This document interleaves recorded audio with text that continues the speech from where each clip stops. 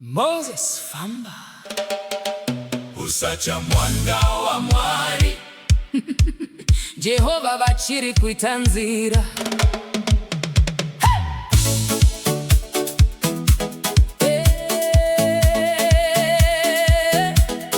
Moses Famba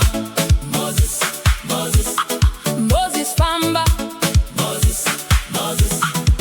Moses akamira pagungwa mberi pakanga pasina nzira vanhu vose vachichema moyo yavo yazara kucha asi Mwari vakataura simudza tsvimbo yako mvura ikaparadzana nzira ikabuda pakati Moses Famba usacha Mwari vachakuitira nzira kana gungwa rakavhurika newewo richavhurika. Keep walking, child of God. Usadzokera shure, Jehova vane nguva dzese vachakuyambutsa chete.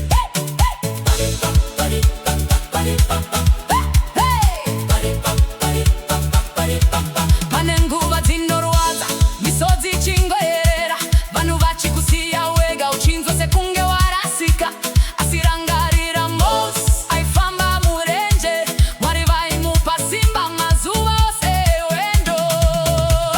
Usachema mwana wa Mwari Denga richiri kukunzwa Mwari va Moses vane simba vanoparadzanisa makungwa. Don't give up today Miracle iri kuya zuva rako richabuda mufaro uchadzoka. Simuta, simuta, simuta, simudza maoko kudenga udane zita ra Jehova. Makomo achatsemuka maketani achadona hakuna chinokurira Mwari hakuna chinozomumisa. Vakaitira Moses nzira newe vachakuitirawo.